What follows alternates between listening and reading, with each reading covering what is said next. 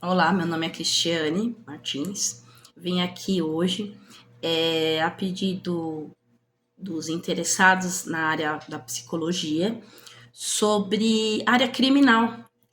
Nós trabalhamos, né, na psicanálise, na psicologia, a psicologia forense, com a área criminal, principalmente os crimes,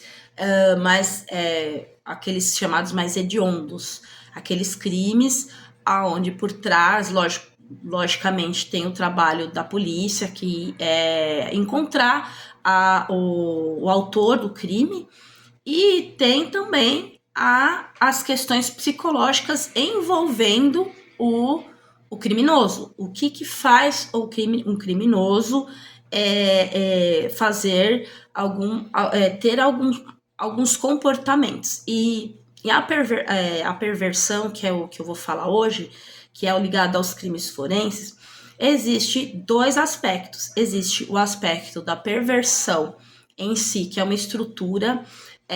Eu, como atuo na parte da psicanálise, que ajuda a entender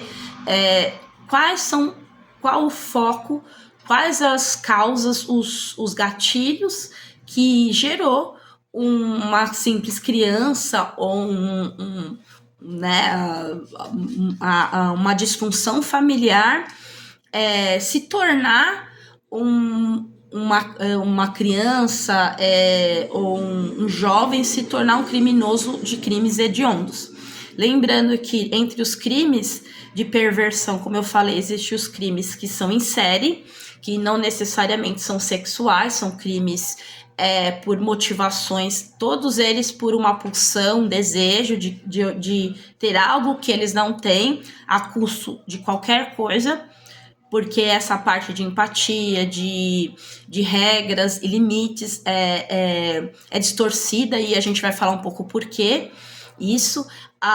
Eles têm a rejeição da figura, a gente fala paterna, mas alguém que coloca limites. Então eles têm uma figura muito distorcida, muito contrariadora aos seus desejos. Então aquela pessoa que se coloca como opositor, sendo uma autoridade, um professor, primeiro ao começar dos pais, ela é muito deturpada, e eles têm uma visão muito ruim dessas pessoas.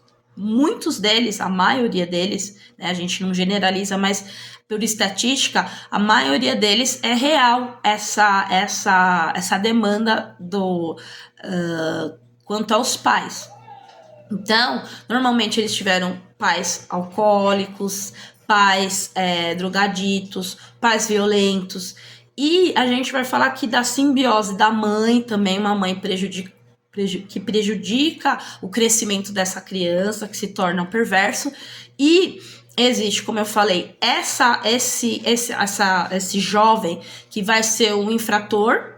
Provavelmente ele pode ser um infrator na área de furto, na área de vários crimes e de várias questões aqui, né? Mas o que eu quero falar é a diferença entre os tipos de crimes. Por exemplo, um caso que nós podemos ver, um filho pode matar, né? São crimes hediondos.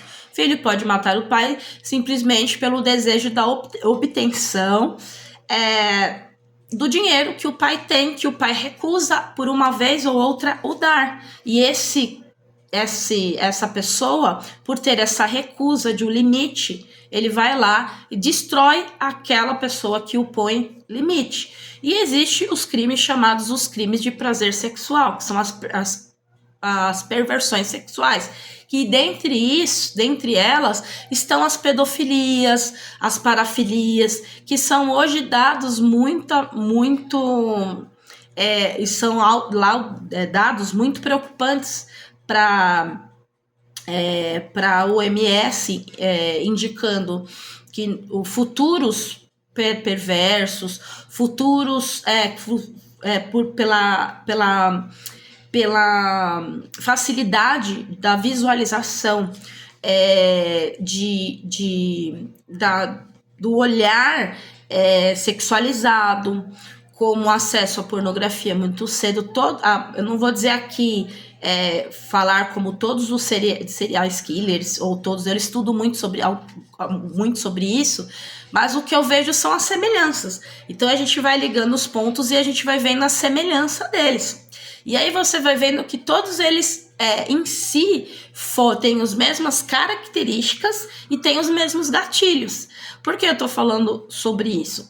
Porque nesse ano de 2025 foi tido um dado científico de que haveria muitos na mídia filmes de terror e filmes de true crimes. Eu falei, né? O que é true crimes? True crimes são crimes reais. Então, desde o Jack Stripador, até outros tipos de serial killers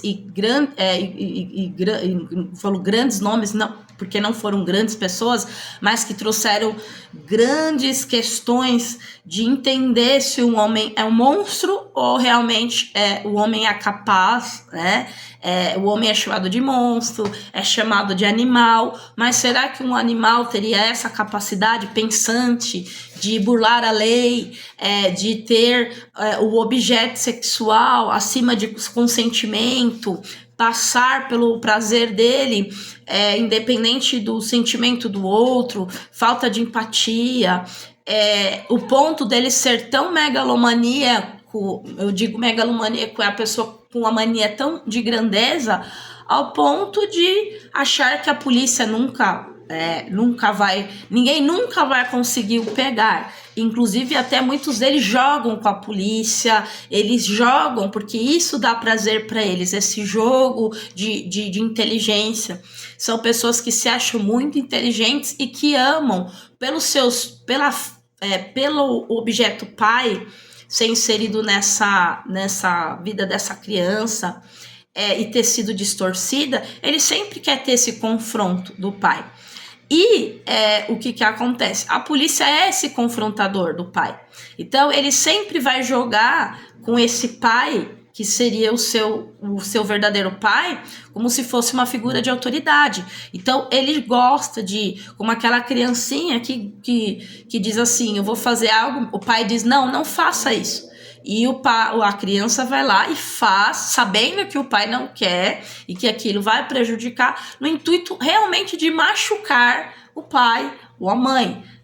E nisso acaba sendo até, às vezes, ao invés de ser algo simbólico, né, como machucar, de repente, não fazer, a desobediência, mas realmente machucar ao ponto de matar, ao ponto de ferir, que a gente vê aí em vários casos que a gente pode, que eu não vou citar aqui, mas que tem vários e vários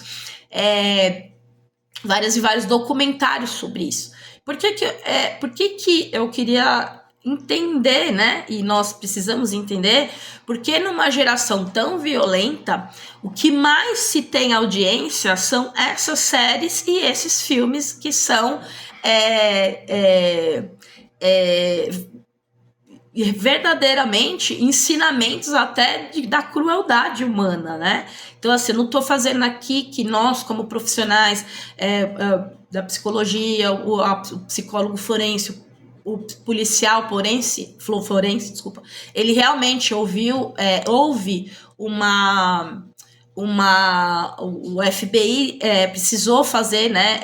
Existem estudos em Oxford, em Harvard, em várias faculdades sobre esse sistema para descobrir antecipadamente como forma de prevenção, né? Você está vendo uma criança machucando um animal, né? E ele destruindo aquela figura do animal, ou sendo uma criança infrator na escola, ela descobrir que já existe ali uma propensão para a criminalidade. E como prevenção, a gente acaba entrando nos estudos sobre esses casos. Mas a população tem um prazer desconhecido de falar sobre sociopatia, psicopatia, sobre narcisismo.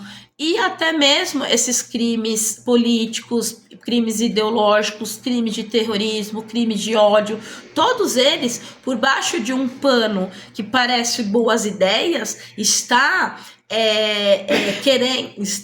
no intuito de repente, destruir, rejeitar uma possível regra e um possível limite que se é imposto, como para uma civilização funcionar de verdade, precisa ter limites. Imagine uma sociedade, eu sempre falo disso porque tem um livro muito bom que chama Mal-Estar da Civilização. Então você imagina, se não tivesse mal-estar, nós faríamos tudo por prazer. Tudo que eu tiver vontade eu tô no trânsito, tô com vontade de bater numa pessoa porque ela me fechou, eu vou lá e faço. Essa sociedade do ódio e essa sociedade da mídia do ódio. Então, o que eu vim falar assim, não só uma crítica, mas fazer com que vocês entendam que esses crimes, eles não são motivos de... como se fosse assim...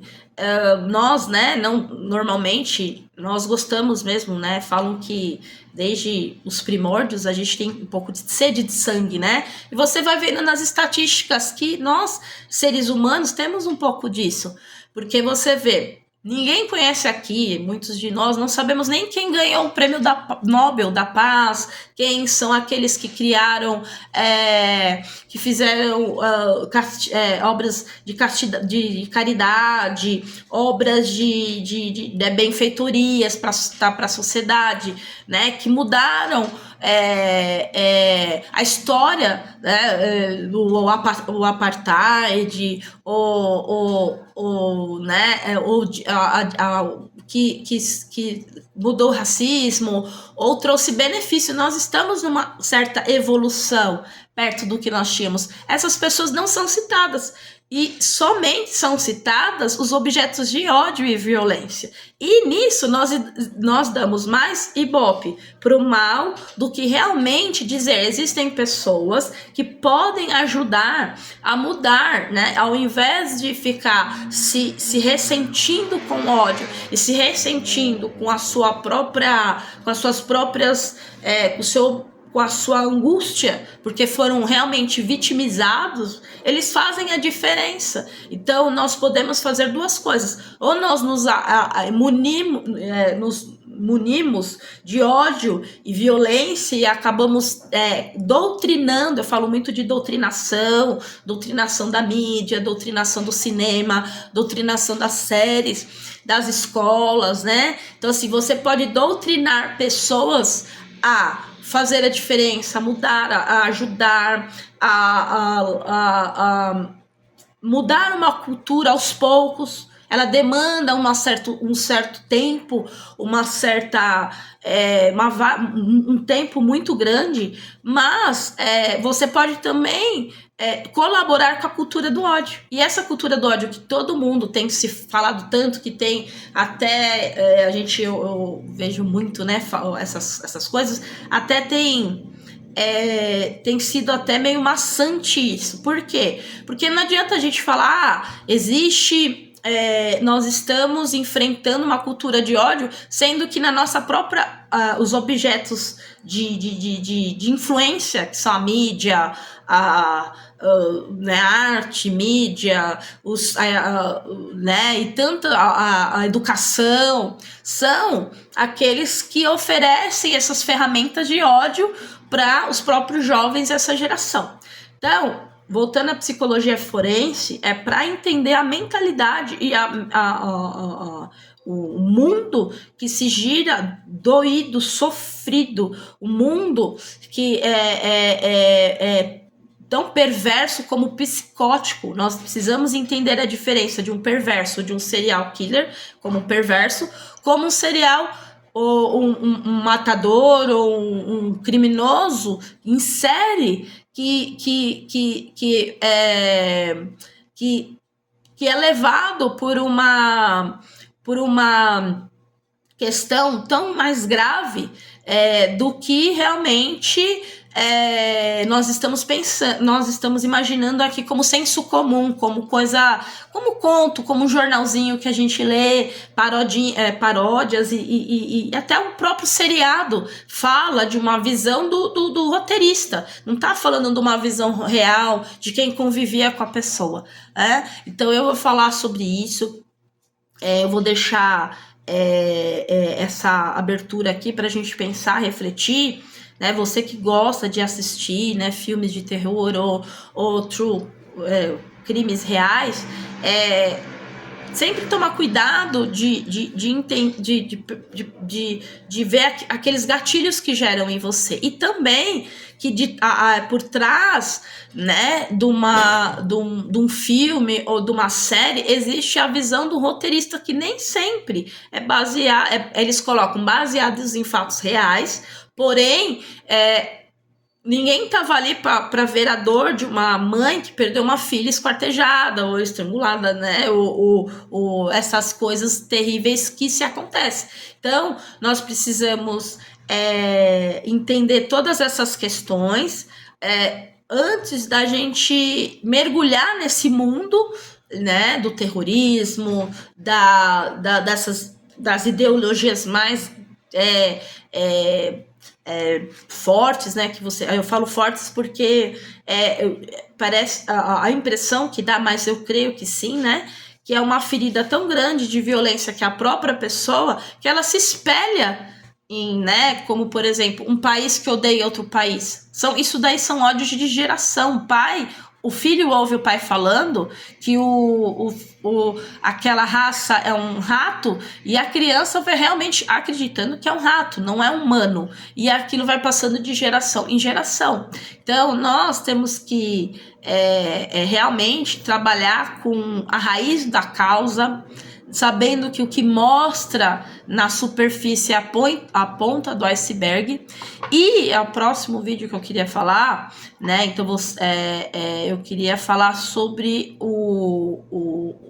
a série da Netflix que surgiu agora, que é o Monster. Eu assisti os Irmãos Menendez e também agora assisti esse Ed Gein. E esses eu não consegui assistir o Dahmer, porque eu não consegui, até por estômago mesmo, né? Não sei se a história dele, eu assisti o documentário, é muito, muito cruel, mas eu não consegui. Quando mostra na série, mostra realmente a pessoa executando, até a pessoa falar uma coisa, descrever, o psicólogo descrevendo, o psiquiatra descrevendo, né, a pessoa, a frieza, descrevendo tudo, é uma coisa importante para nós, né, pra gente saber a megalomania, o aspecto dele achar que ele é muito mais inteligente, ele tem os seus fetiches, né? Normalmente ele é muito ligado à mãe, o objeto materno, que a gente vai falar no próximo vídeo, os fetiches e as parafilias, né? Eu vou falar da perversão sexual primeiro, para depois a gente vai tentar falar dos crimes hediondos ligados a matricídio, com outros tipos de desejos. Todos são desejos, outros pulsões sexuais, todos são pulsões, mas tem pulsão de poder e tem a pulsão sexual. Mas lembrando que eu estava falando que eu assisti e achei algumas coisas assim muito, muito superficiais do que é uma psicose, que é a esquizofrenia. Lembrando que esse filme foi a base que deu o filme Psicose 1, 2, 3, que eu assisti até quando eu era mais jovem, e o efeito que dá na mente, o Massacre da Serra Elétrica, Silêncio dos Inocentes, são filmes que falam muito forte da questão do psicopata, e logicamente por trás de um filme que mostra ali um sentimento, às vezes até de empatia, né, o psicótico meio, né, a gente sabe que na real, se você for pegar os documentários, não é bem isso. Eles têm um objeto de prazer, eles têm um desejo que é ligado a alguém que o rejeitou, alguém que ele quis, né, que é o objeto fora ele, algo que ele quer obter a todo custo. Esse objeto no caso dessa série era a mãe, que faleceu, e aí ele quis um objeto para substituir a mãe, perdão, mas com um desejo mais sexualizado do que realmente um objeto mãe, né? E a gente vai entender por que ele fez isso, pela própria questão da fala da mãe, da forma da criação, da ausência paterna. E também a gente vai entender o que são os fetiches, que são os objetos que são objetos que são quando você tem um desejo sexual por alguém, nós fomos feitos sexualmente para procriar. Então, logo, eu acredito que a natureza, Deus fez para ter um sentimento, para antes de antes de qualquer coisa, o amor serve para isso. Para quê? Para que não machuque, para que não seja traumático. A relação sexual é uma coisa de a gente crê que passa sentimento, tem a ver com criação, né? Você pode ter criações de filhos, e filhos saudáveis, né? Então, o que o fetichista faz? Ele tem um objeto simplesmente sexual, que pode ser tanto um sapato, para vocês verem como que é mais complexo, né? Pode ser desde um sapato até até um boneco, uma boneca, coisas, objetos mesmo, como que eles fizessem de pessoa. Não existe pessoas para ele com sentimento, com dor, com consentimento, eu não quero, né? O perverso, ele não existe rejeição. Para ele, rejeição não existe. Se alguém o rejeitou, é mais motivação ainda para ele querer aquilo que ele quer, que é saciar o seu desejo sexual. Então, eu queria deixar aqui para vocês, antes de mais nada, tomem cuidado com as crianças, os jovens, os adolescentes, como estão romantizando esses personagens, né? Como aquela moça que matou lá, né? A gente sabe lá no Morumbi, que matou seus pais, por a motivação, a gente já falei aqui um pouco, que é relacionada a dinheiro, né? E outros tantos que temos aqui no Brasil. Graças a Deus, no Brasil nós temos menos índices de psicopatia e serial killers, mas nós temos crimes hediondos a todos os dias. Nós somos cercados de violência. Então eu queria falar aqui para você, toma cuidado com os crimes cibernéticos, muitos deles agora, que é uma outra categoria que está surgindo. Daqui um tempo vai existir crimes hediondos cibernéticos, já tem, né? Vocês já sabem, né? Que pode falar, cibernéticas, né? Que são pagas por muito dinheiro. E a própria pornografia, que eles falam que é a baunilha, que é a pornografia mais normal, normatizada, o quanto que essas indústrias investem, se aprofundam mais no desejo perverso humano e já pulam, né, já migram para outros tipos de pornografias mais perversas, né, então violentas. E uma vez que uma criança vê uma cena violenta